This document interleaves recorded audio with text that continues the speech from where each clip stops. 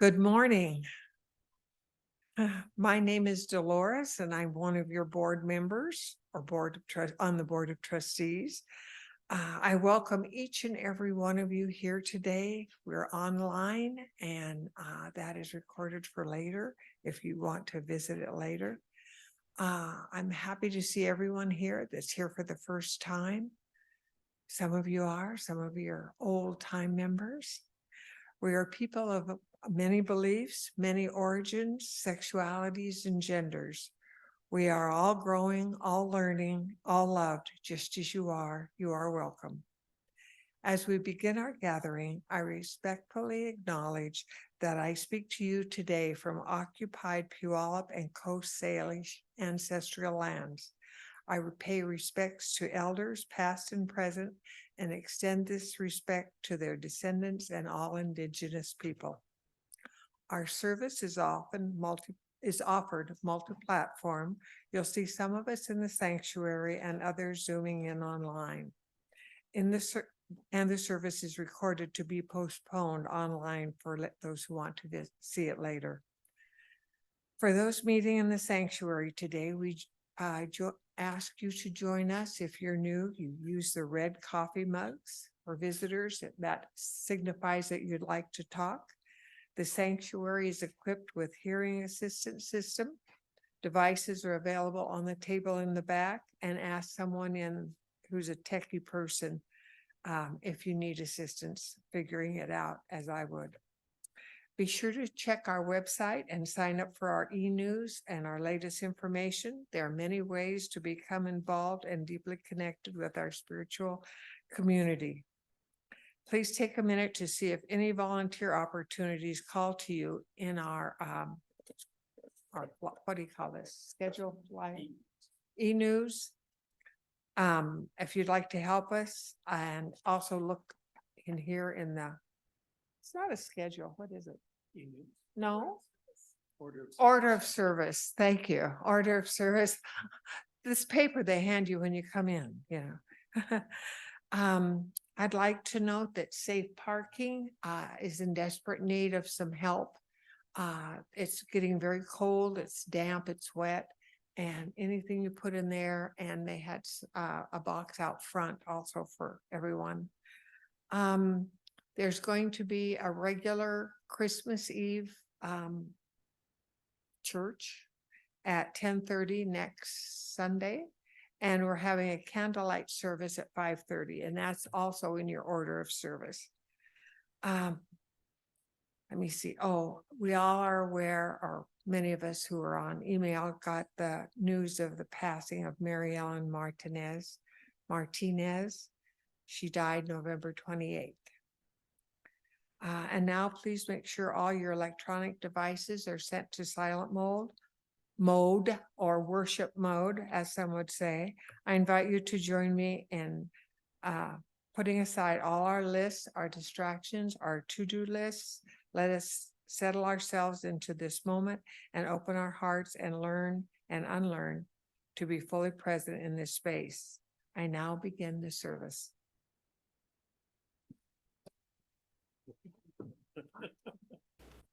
First time I did this, it was too soft. The second time, raised the roof. What?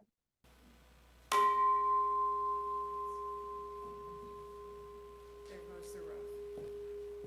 Okay. Now you.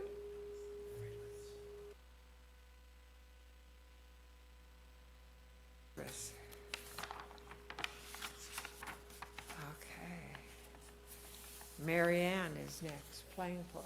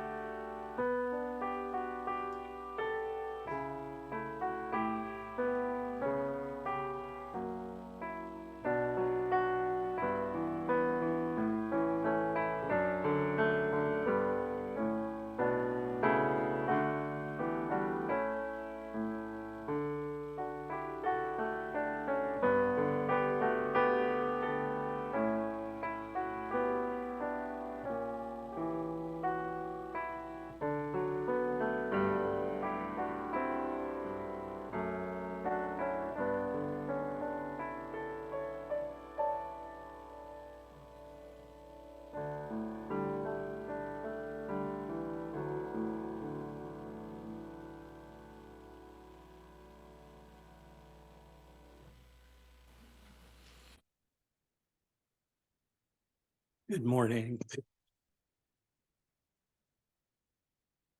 Our opening words are actually a call and response reading that I'd like you to join with me in.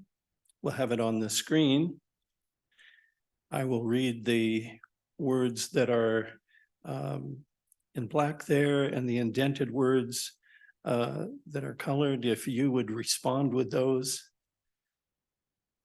We bid you welcome, who come with weary spirit seeking rest.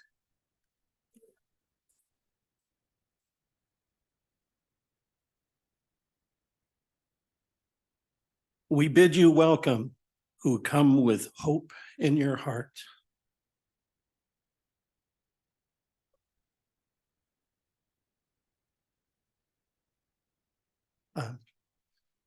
There we go.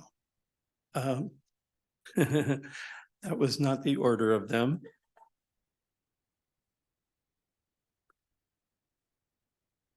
We bid you welcome, who are seekers of a new faith.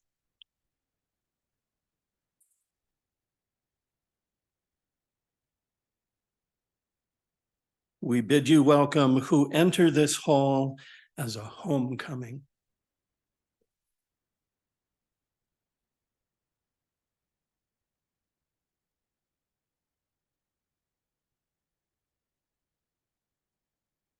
Whoever you are, whatever you are, wherever you are on your journey, we bid you welcome.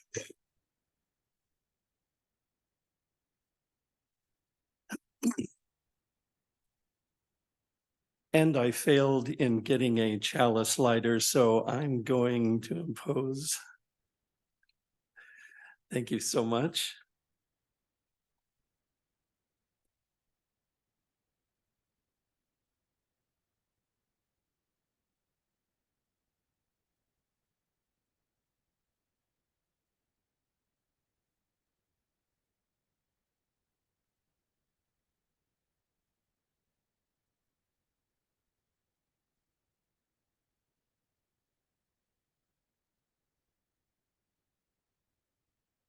Thank you so much. And then if you will join me in our words, we light this chalice in deep respect for the mystery and holiness of life, in honor and gratitude for those who have gone before, with love and compassion for those who dwell among us, and with hope and faith for the generations to come.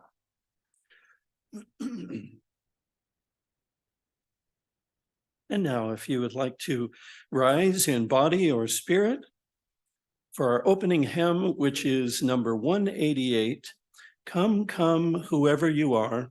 This is a round. So Sheila is going to lead us, and she'll take one side of the room to begin. We're going to sing this 3 times. The right side of the room will give you the right. First time will be in unison. And the second time, I will begin with this side of the room, and Doug will bring in this side of the room the second time. Great. Okay. Thank you.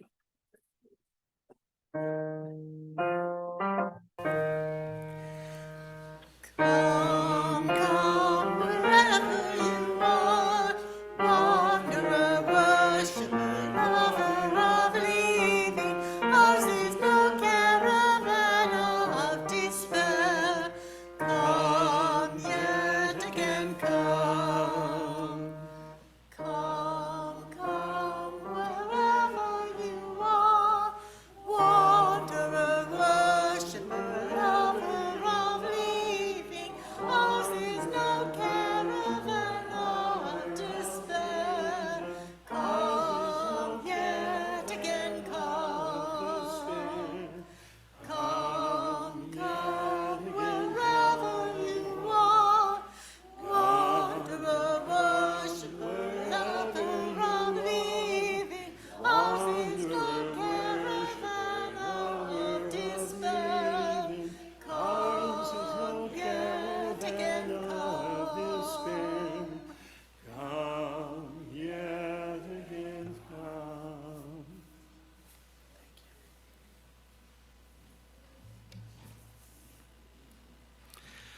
And now we're going to invite Chrissy Kim up, who's going to lead our Time for All Ages. And there's Chrissy.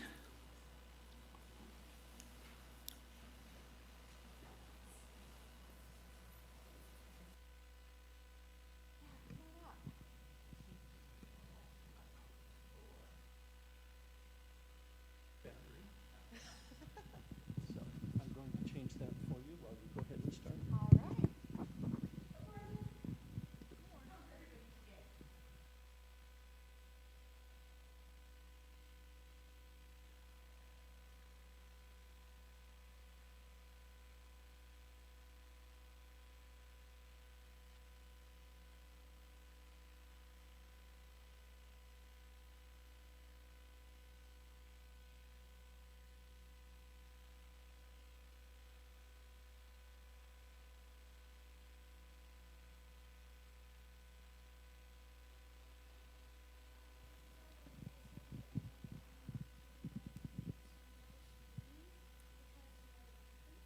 Because they're different how? Yeah, in the skin color. So you might treat somebody differently than you treat someone else because of their skin color. Did you have something to add?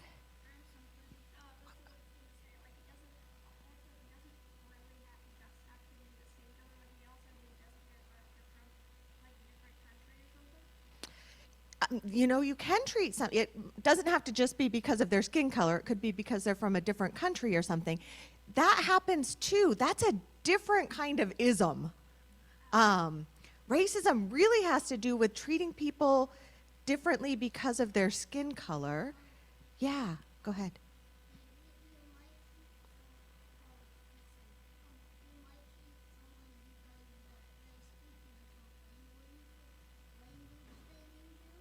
Yeah, you might treat someone differently because they speak a different language than you, and that's another ism. We've got so many isms we have to battle in this country, let me tell you. But racism is really this idea that some people are better than others because they have lighter skin than other people do. It doesn't make sense to me either. But we get all of these messages all around us, and sometimes it shows up even though we don't want it to. Like the first thing that comes in our head might be that I'm better than somebody else because of I'm lighter skinned, or I'm not as good as somebody else because I'm darker skinned. It's really messed up. Don't you think? Yeah. It's what? Torn? It's torn. That's a new one for me. But I'll agree. Yes, it is messed up. And so one of my favorite authors, Ibram X. Kendi, has a bunch of books that he's written. One for grown-ups called Stamped from the Beginning. That is the history of racism in this country. And he has How to Be an Anti-Racist. And he wrote a couple of children's books. And his first one was this one called Anti-Racist Baby. And even though it says baby, it's really good, even if you're not a baby. And the one we're going to read today is called Good Night Racism. And I have a video because we had kind of a change of plans last minute. So we didn't have time to scan the pictures of the book in, and I wanted the people at home to be able to see it. So I'll have the book up here and I'll follow along while the video is going. So you can either watch the video or watch the book. Okay.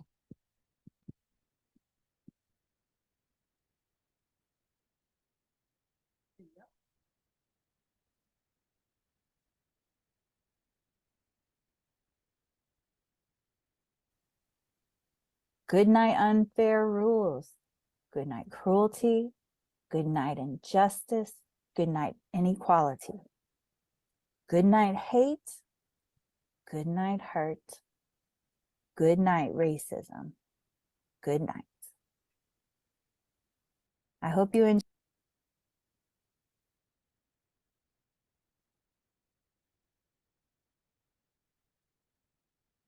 So tonight, as you're going to sleep and you are laying in your bed, I want you to think about the moon reaching down and shining on your face. And I want you to dream about the world that we want, which is maybe, well, hopefully a lot better than the world that we have.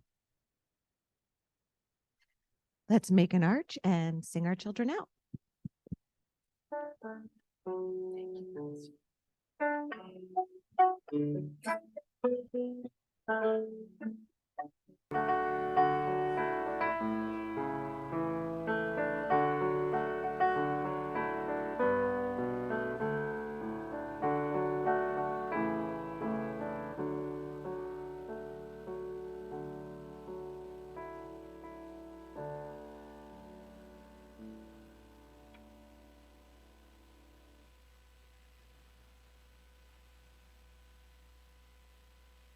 Good morning, all. This is Scott Redmond coming to you from the online part of the service. There are 13 of us out here online today. And as we start our offering, there are instructions on the screen there if you want to give in some way other than using the baskets that are coming around the sanctuary. So we can all participate online or on site. And just to inspire us, let me share the words of Arthur Foote. Freely have we received gifts that minister to our needs of body and spirit. Gladly we bring to our church and its wide concerns a portion of this bounty. Thank you.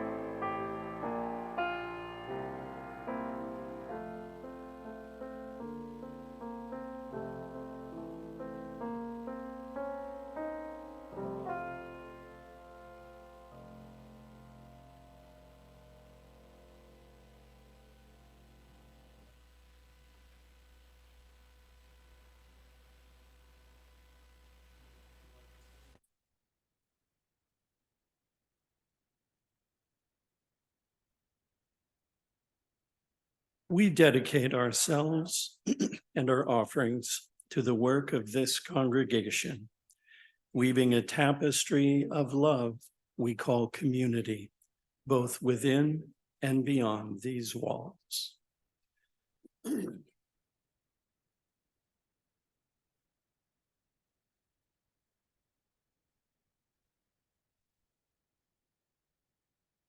Now I'd like to lead you in a little guided meditation. To help us center in this moment, I invite you to close your eyes if you're comfortable with that. Place your right hand over your diaphragm.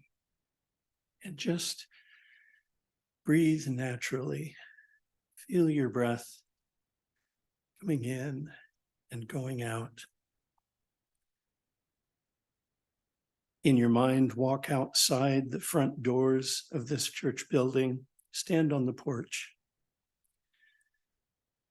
Outside are all our busy lives, a conflicted world, injustices, births, deaths, sickness, worries, tasks, obligations.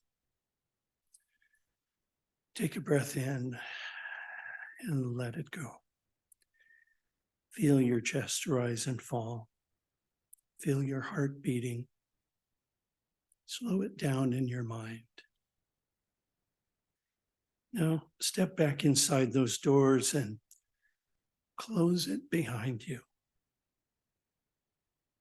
Walk down the entryway into the sanctuary here where you're seated now and sit down. Relax your shoulders. Just breathe naturally and easily.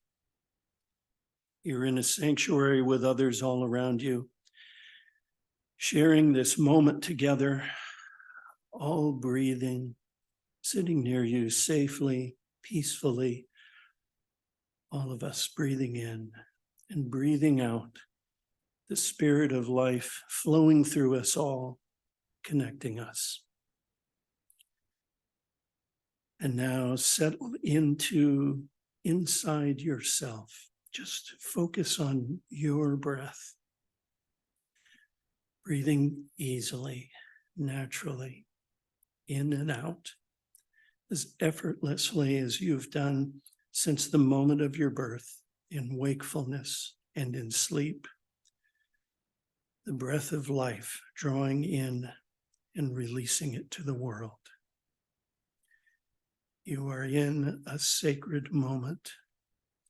Your heart is open. Your mind is at peace with only your breath.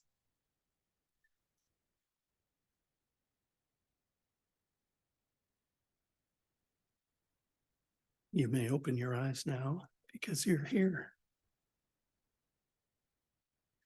Our reading is from Reverend Bill Sinkford, former UUA president. It is a message of hope. The final message we would pass on is a message of hope. There's a reason that people of color have become Unitarian Universalists from the very beginnings of this faith and still today. There is a fundamental hope in our values and our aspirations that speaks to persons across the boundaries of race and culture and language and economic circumstance and ability. It is the empowerment of our Unitarian legacy and the love of our Universalist promise that draw people to us, that keep us here. It is our culture, not our theology, that has been our biggest obstacle. And because that is true, our final message is a message of hope. We can change our culture if we have the will to do it. And now our sermon is brought to us by a virtual visitor in the pulpit. I'm happy to say that we have recently subscribed to what the UUA offers as Sermon of the Month. And this is going to be a tremendous help for us as a smaller congregation with a part-time minister. So I invite you to listen to Reverend Phil Lund, who is a consultant for the UUA, on the subject Unitarian Universalism, the good parts version.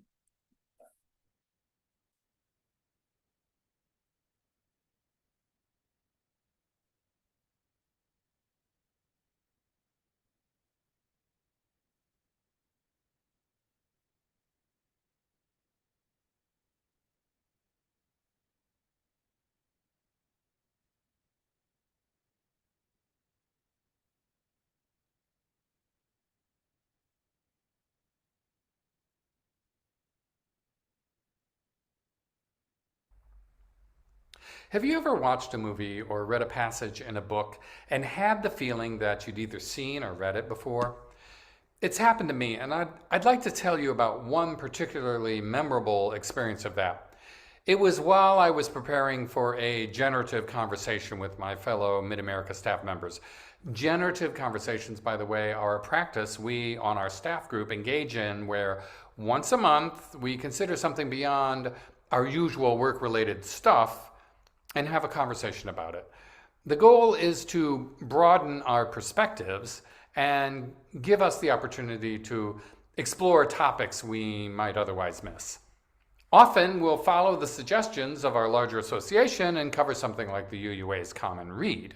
For this specific series of generative conversations, we were looking at the 2019-20 Common Read, An Indigenous People's History of the United States by Roxanne Dunbar Ortiz.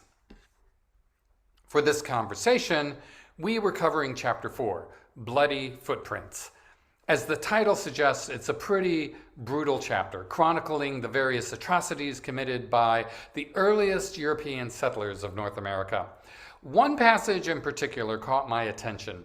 It was about a pre-dawn attack on Mystic Fort in the Connecticut colony that left over 500 members of the Pequot tribe dead.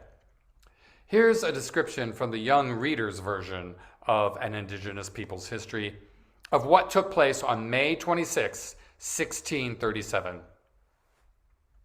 Pequots were living in two forts. In one fort were mainly Pequot men. In the other were primarily women, children, and elders. Mercenary Captain John Mason targeted the latter. Slaughter ensued.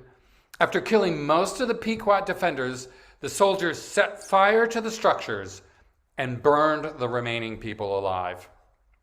This event is known as the Mystic Massacre, and although I've never heard of it by that name, I had the feeling I'd read about it before. The story was similar to something I had run across while exploring my genealogy, something I've been really getting into for a few years. I immediately logged on to my Ancestry.com account and began searching for relatives that lived in the Connecticut colony around that time. In a source called The Genealogy of the Thrall Family to the year 1862, I found this passage about my 9th great-grandfather, William Thrall, who was born in England in 1605 and died on August 3rd, 1679, in Windsor, Connecticut.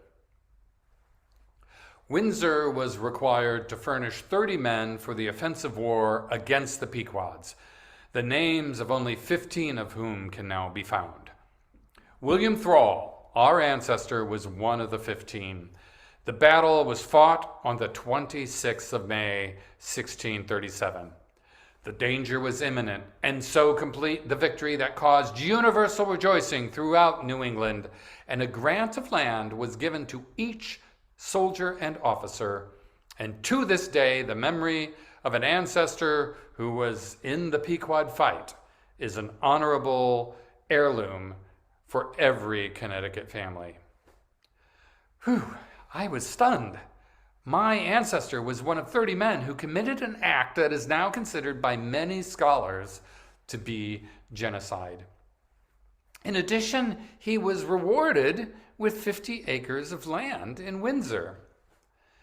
Not only that, but the practices used by the colonists during the Pequot War became the blueprint for the treatment of native peoples throughout North America. Roxanne Dunbar Ortiz writes that this way of war, forged in the first century of colonization, destroying indigenous villages and fields, killing civilians, ranging and scalp hunting, became the basis for the wars against the indigenous across the continent into the late 19th century.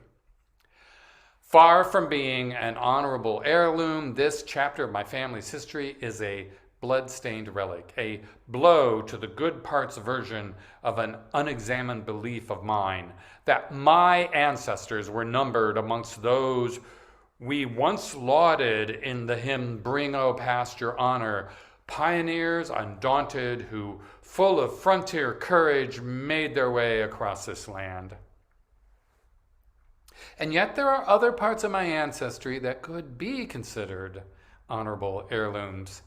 For example, I recently discovered that I am related to one Gerhard Hendricks, who 50 years after the Mystic Massacre signed the very first protest against slavery on this continent.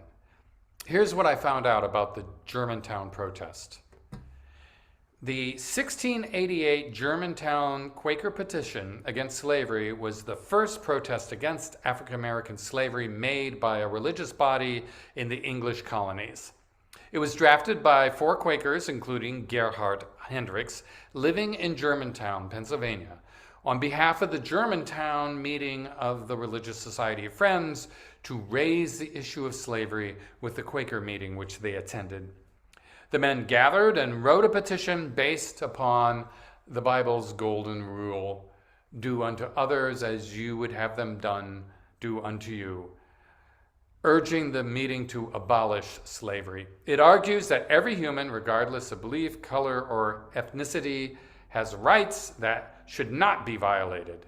This petition was the first American document of its kind that made a plea for equal human rights for everyone. So among the many thousands of ancestors of mine alive in the 16th century, I can find those whose actions are commendable, as well as those whose actions are contemptible. Just as joy and woe are woven fine, so are honor and disgrace. Recently, I was reminded of just how important it is to acknowledge this certainty in our lives. I was in Milwaukee for the Liberal Religious Educators Association Fall Conference. At that time, as part of our time there, we visited the American Black Holocaust Museum, an enlightening experience for me for many reasons.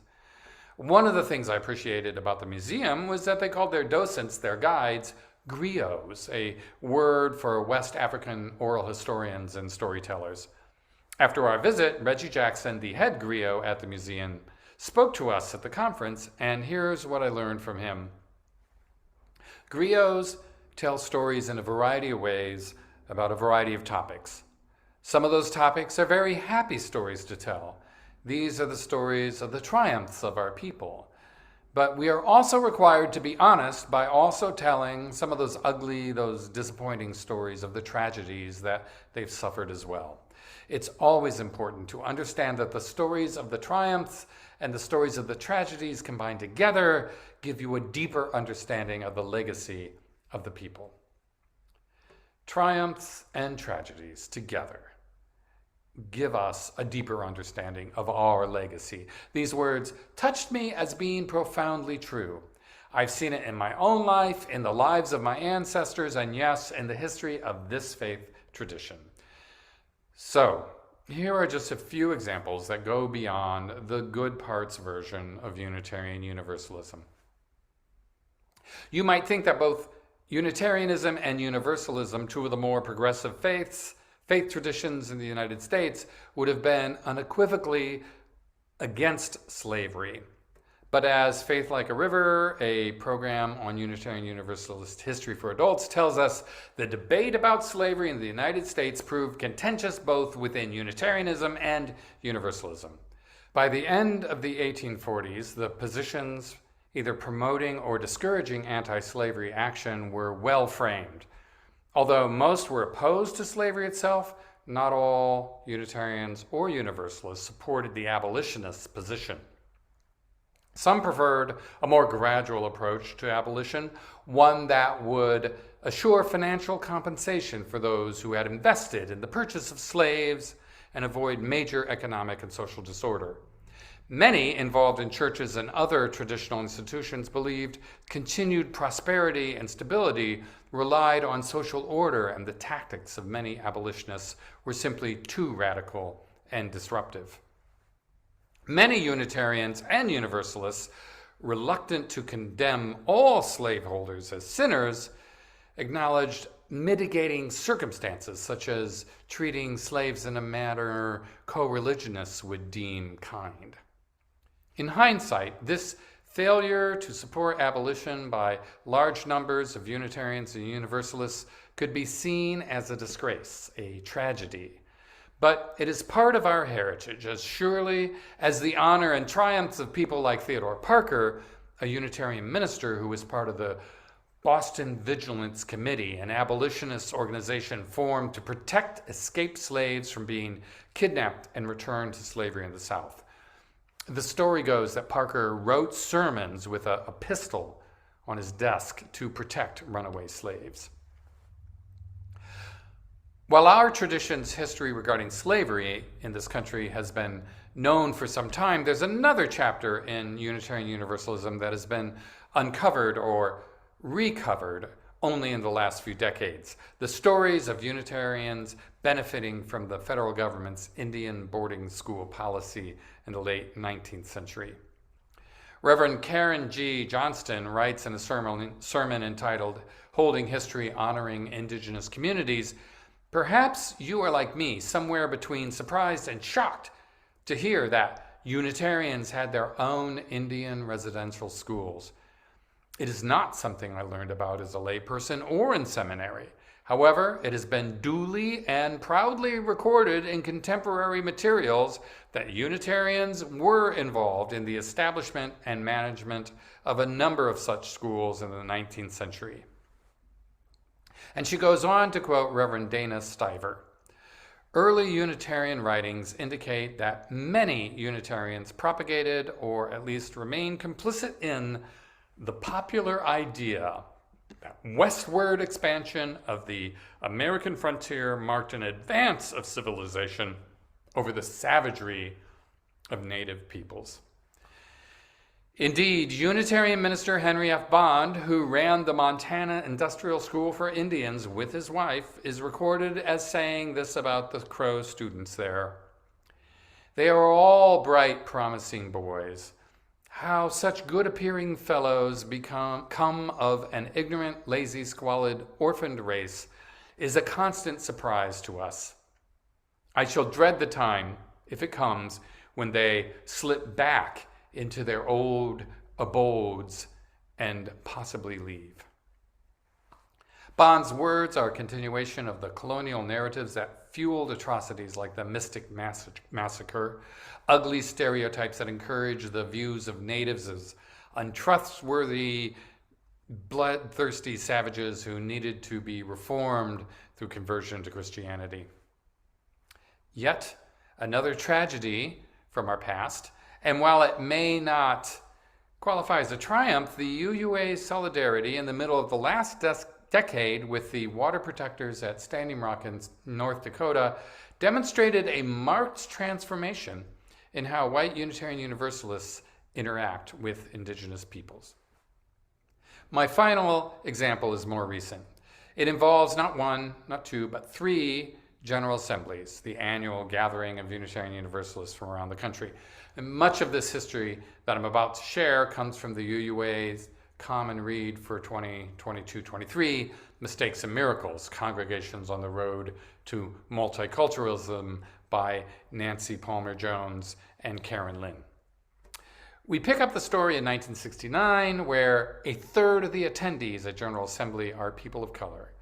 For those of us who've attended GAs in the last decade or so will attest, the vast majority of attendees are likely to be white, way more than 2/3.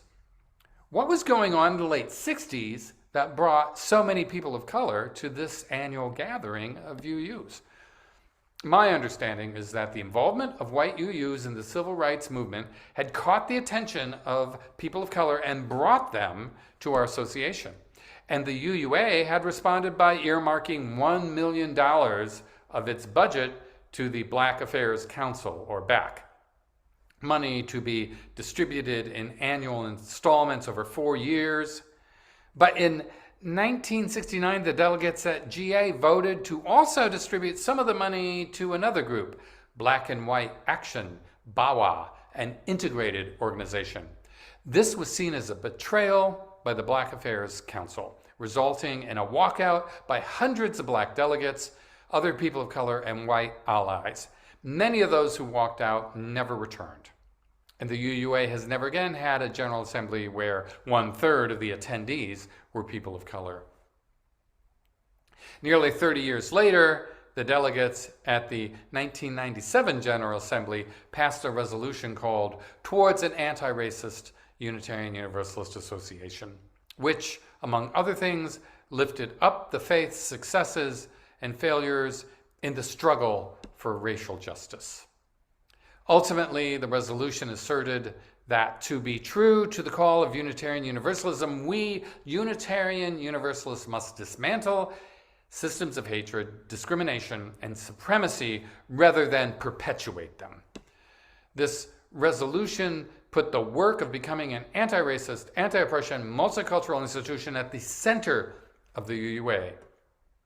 And these words from the association's Leadership Council during Reverend Bill Sinkford's presidency get to the heart of that work.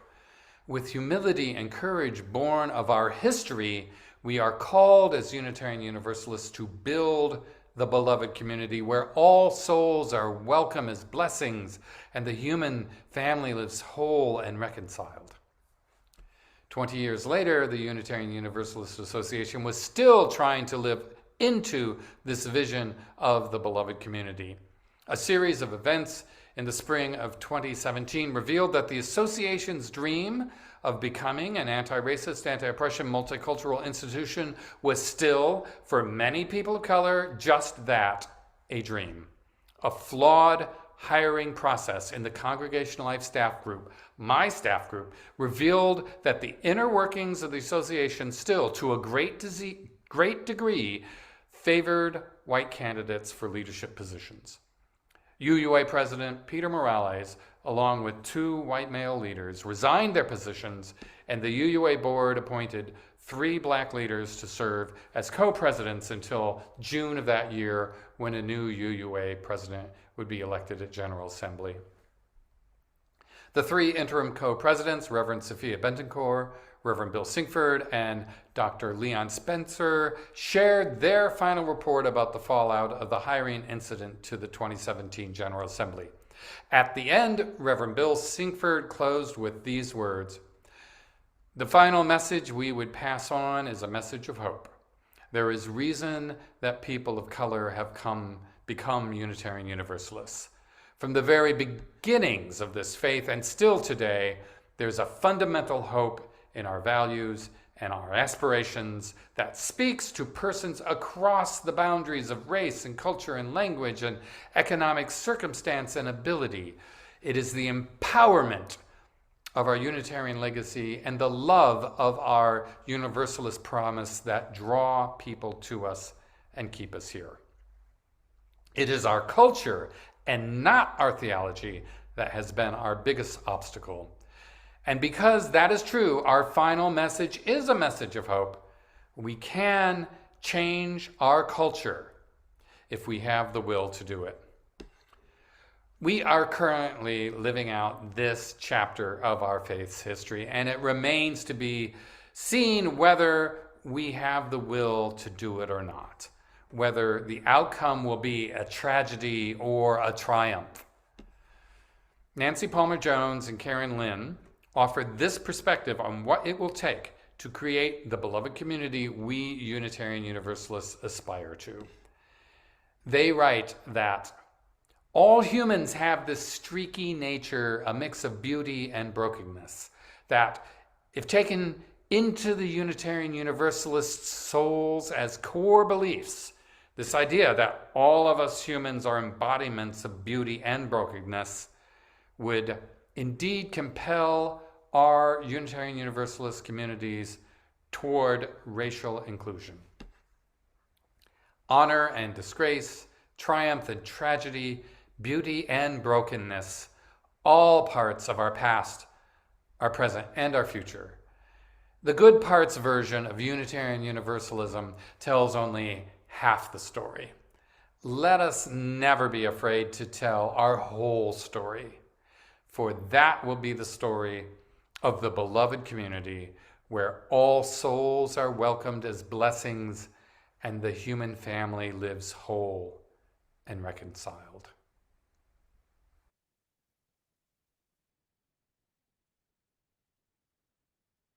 Can we have somebody please bring the lights back up in the sanctuary?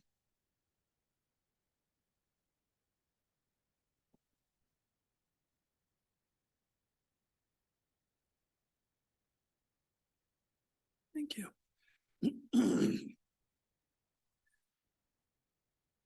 As we've settled into this holy moment to listen deeply, we've heard heavy words, stories of truth that may weigh on our hearts. It's okay to feel uncomfortable and to sit with these feelings, but not in a way that evokes shame, never shame, because you are beloved and worthy of love, just as you are. We can use the past to inform our choices, our words, our actions. And I invite you to take a few moments to dwell on anything spoken today that inspires you to change. I invite you to move intentionally into the next few moments with a desire to take something away for your week ahead, in prayer, in thoughtful reflection, in silence, or in any way that works for you.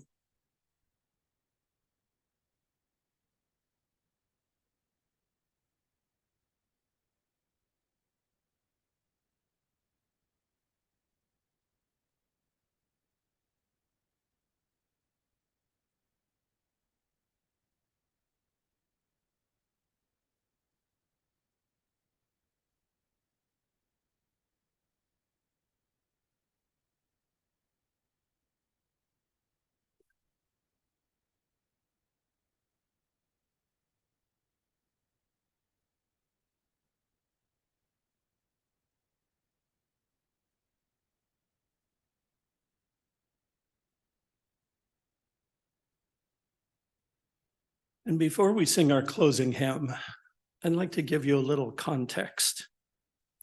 It's hymn number 113. You might find this one a little old and stodgy. Okay, and that's understandable because this is a 500-year-old English Psalter. But please pay attention to the message of the lyrics written by Edwin Henry Wilson, who was a Unitarian minister who helped shape religious humanism in the first half of the last century. They apply now as much as any time in history. It's on every one of us to create this holy church because it is us. And so now please rise in body or spirit and join in singing number 113, Where is Our Holy Church? Where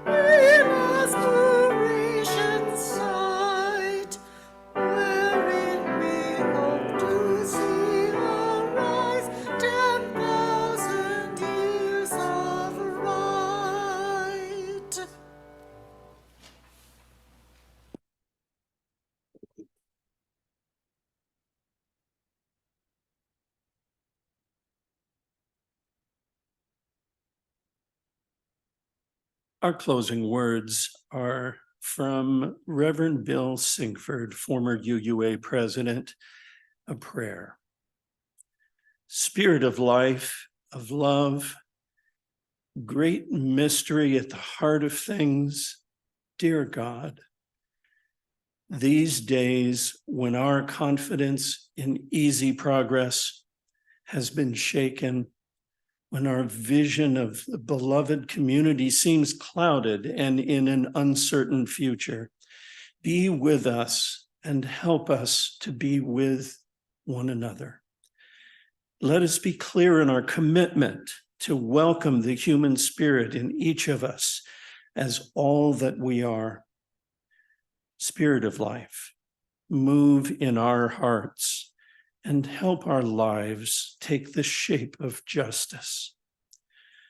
Move in our hands so that our actions point us toward the beloved community. Move within us and among us. Let our voices sing your song as we witness with our lives that the power of love is stronger than the love of power. Let our voices sing your song as we answer the call of love. May it be so, and amen. And now we will extinguish our chalice.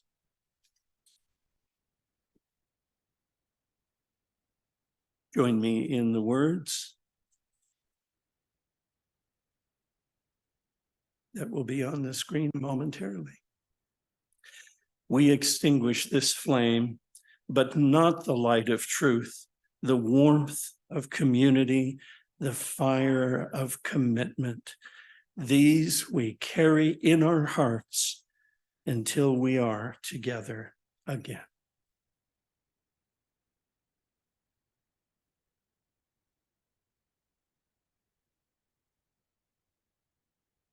And now, if you'd like to rise in body or spirit, we will sing our closing blessing song and have a benediction. Join in the hand motions as you feel free. From you I receive, to you I give, together we share, and by this we live. From you I receive, to you I give, together we share, and by this we live. Friends, as we go out from this time together, from the sacred circle of spiritual community we create together, back out into the world, which needs all of us, remember to keep alert to the way things truly are, both inside and outside yourself. Be firm in your faith. Be courageous as often as you can. And start again today to try to let all that you do come from a place of love. Go in peace.